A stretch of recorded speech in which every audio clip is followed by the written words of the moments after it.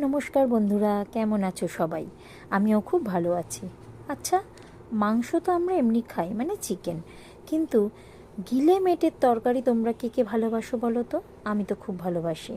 তাই আজকের গিলে মেটের এই রেসিপিটা আমি তোমাদের সাথে শেয়ার করে নিলাম। একটু পেঁয়াজ, টমেটো, কাঁচা লঙ্কা তেলে ভেজে নিয়ে, আর বাড়িতে যা যা ঘরোয়া মশলা থাকে, নুন, হলুদ, জিরে গুঁড়ো, একটু ধনে গুঁড়ো, গোলমরিচ সব দিয়ে ভালো করে একটু কাশ্মীরি লঙ্কার দিয়ে একটু কালার হওয়ার জন্য ভালো করে একটা পেস্ট বানিয়ে নিলাম। ব্যাস, তারপরে একটু গিলে মেটে ভেজে রাখা গিলে মেটেটাকে দিয়ে দিলাম। তারপরে একটু কাঁচা আদা দিলাম। কাঁচা আদা স্ট্রং ফ্লেভারটা না ভীষণ ভালো লাগে খেতে। আর একটু অল্প সামান্য চিনি দিলাম ব্যালেন্সের জন্য, যাতে স্বাদটা, নুন ঝাল সবটা ব্যালেন্সিং হয়। ব্যাস, একটু গরম মশলা দিয়েই রেডি করে ফেললাম আমার আজকের গিলেমেটের তরকারি। অবশ্য অনেকে এটাকে গিলেমেটের চচ্চড়িও বলে। আমি চচ্চড়ি তরকারি দুটোই মাঝে মাঝে বলে ফেলি। তোমরা কে কী বলো এটাকে জানিও, আর কে কে ভালোবাসো সেটাও